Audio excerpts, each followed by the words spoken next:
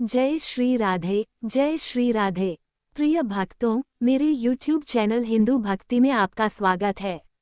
भाद्रपद मास के शुक्ल पक्ष की अष्टमी तिथि को संपूर्ण ब्रजमंडल उल्लास और उमंग से भर उठता है, क्योंकि इसी दिव्य दिवस पर श्री कृष्ण की प्राणप्रिया, आनंद स्वरूपा, भक्ति की अधिष्ठात्री, प्रेममयी श्री राधा रानी का अवतरण हुआ था।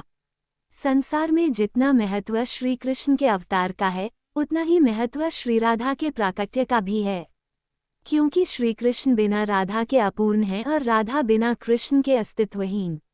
दोनों मिलकर ही पूर्णत्व को प्राप्त करते हैं। राधा ही वह दिव्य शक्ति हैं जिनके बिना श्री कृष्ण की लीला का प्राकट्य नहीं हो सकता। प्राचीन काल में जब अधर्म और अहंकार से भरी पृथ्वी त्राही त्राही कर रही थी, तब भगवान विष्णु ने श्री कृष्ण के रूप में अवतार लेकर धर्म की स्थापना और भक्तों के उद्धार का संकल्प लिया। परंतु उनके अवतार को सफल बनाने के लिए आवश्यक था कि आनंद और प्रेम का भी अवतरण हो। यही आनंद और प्रेम स्वरूप श्री राधा जी के रूप में वृषभानु नंदिनी बनकर प्रकट हुए। कहा जाता है कि एक बार राजा वृषभानु महाराज अपनी रानी कीर्ति के साथ यमुना तट पर स्नान करने गए। वहां उन्हें एक दिव्य कमल दिखाई दिया, जिसके ऊपर अद्भुत आभा से युक्त एक बालिका विराजमान थी। उस दिव्य बालिका को देखकर वृषभानु जी का हृदय अद्भुत प्रेम और आनंद से भर उठा। उन्होंने उस बालिका को अपनी गोद में उठाया और घर ले आए। वही बालिका श्री राधा थी। उनका शरीर अलौकिक तेज से दमक रहा था। माता कीर्ति ने उस दिव्य बालिका का पालन पोषण बड़े प्रेम से किया। बाल्यकाल से ही राधा का स्वरूप साधारण न था।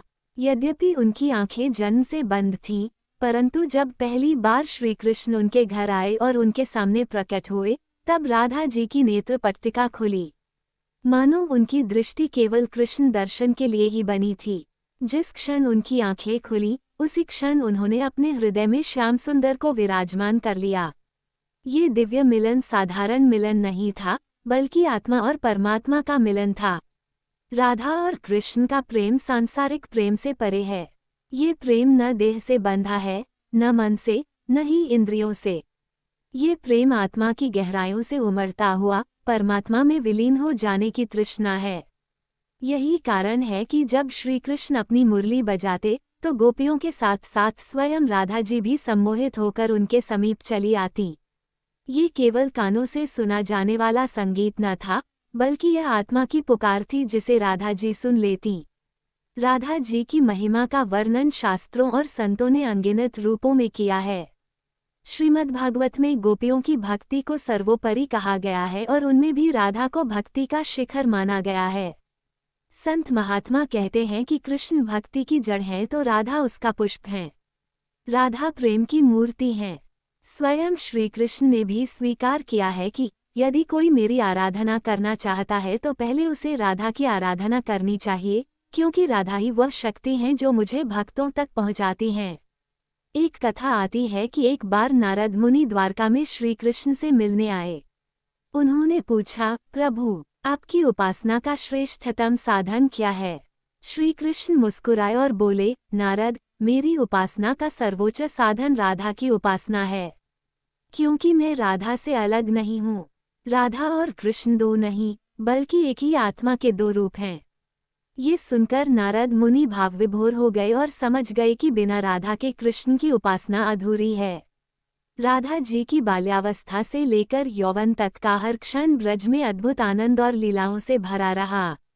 जब जब कृष्ण वंशी बजाते, राधा और सखियां अपने अपने घर छोड़कर उनके पास पहुंच जाती। गोपियों में भी राधा का स्थान सर्वोपरि था। रासलीला में भी कृष्ण के पास सर्वाधिक महत्व राधा को ही मिला।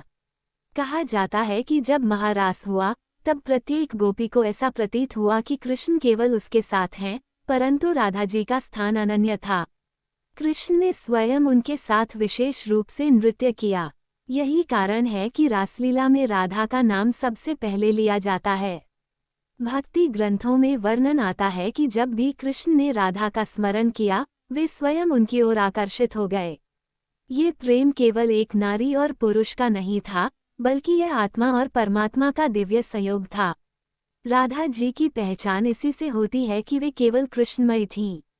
उनके लिए इस संसार का और कोई अस्तित्व नहीं था।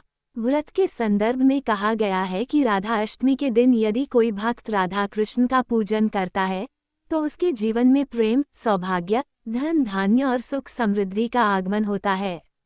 विशेषकर यह व्रत दाम्पत्य जीवन की मधुरता और संतान प्राप्ति के लिए अत्यंत फलदायी माना गया है। इस दिन व्रतधारी प्रातःकाल स्नान करके शुद्ध वस्त्र धारण करता है और व्रत का संकल्प लेता है। राधा कृष्ण के विग्रह या चित्र को गंगाजल से स्नान कराकर फूलों, वस्त्रों और आभूषणों से सजाया जाता है। इसके बाद धूप, दीप, चंदन, पुष्प, मिष्ठान और विशेष रूप से दही मीठा भोग अर्पित किया जाता है। दिन भर उपवास रखकर संध्या के समय कथा का श्रवण और पूजन करके व्रत का पारण किया जाता है। भक्तों का अनुभव है कि जो भी निस्वार्थ भाव से इस दिन राधा जी की पूजा करता है, उसके सभी दुख दरिद्रता दूर हो जाती है और उसे जीवन में आनंद की अनुभूति होती है। राधा जी की कृपा से साधक के हृदय में भक्ति की ज्योति प्रज्वलित होती है। राधा अष्टमी की महिमा का वर्णन करते हुए संत कवि सूरदास जी ने कहा है, राधा बिन श्याम अधूरे, श्याम बिन राधा न पूरी। दोनों संग संग मिली करी, प्रकट भक्ति का नूरी। अर्थात राधा के बिना श्याम अधूरे हैं और श्याम के बिना राधा नहीं है। दोनों का मिलन ही भक्ति का प्रकाश प्रकट करता है। इतना ही नहीं, वैष्णव आचार्यों ने ये भी कहा है कि भक्तों को सीधे कृष्ण की उपासना नहीं करनी चाहिए, बल्कि पहले राधा जी का स्मरण करना चाहिए, क्योंकि राधा जी की कृपा के बिना कृष्ण तक पहुंचना असंभव है। इसीलिए भक्त प्रायः जय श्री राधे का उद्घोष करते हैं, क्योंकि राधे राधे नाम ही कृष्ण तक पहुंचने का सहज मार्ग है। राधा अष्टमी का व्रत जीवन को भक्ति रस से सिंचित कर देता है। ये केवल एक धार्मिक अनुष्ठान नहीं है, बल्कि यह प्रेम और भक्ति का उत्सव है। इस व्रत के द्वारा मनुष्य अपने जीवन को पवित्र करता है, दाम्पत्य जीवन को सुखी बनाता है और संतान सुख प्राप्त करता है। सबसे बढ़कर यह व्रत आत्मा और परमात्मा के बीच के बंधन को दृढ़ करता है।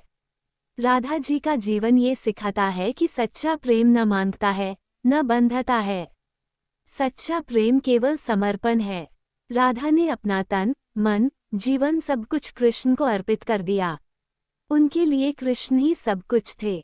यही कारण है कि आज भी ब्रजभूमि में राधा कृष्ण का नाम एक साथ लिया जाता है और बिना राधा के कृष्ण का नाम अधूरा माना जाता है। जो भी भक्त श्रद्धा से राधा अष्टमी का व्रत करता है, वह निश्चित ही भक्ति रस की अमृतधारा में स्नान करता है और उसके जीवन के समस्त दुख मिट जाते हैं। यही इस व्रत का सबसे बड़ा फल है। यह उम्मीद करते हैं कि हमारे द्वारा दी गई जानकारी आपको उपयोगी और पसंद आई होगी। यदि आपको ये जानकारी अच्छी लगी हो तो कृपया हमारे चैनल को सब्सक्राइब, लाइक और शेयर जरूर करें। व्रत कथा और धार्मिक जानकारी के लिए हमारे YouTube चैनल हिंदू भक्ति के साथ जुड़े रहें। हम हमेशा नई और रोचक जानकारी लाते रहेंगे।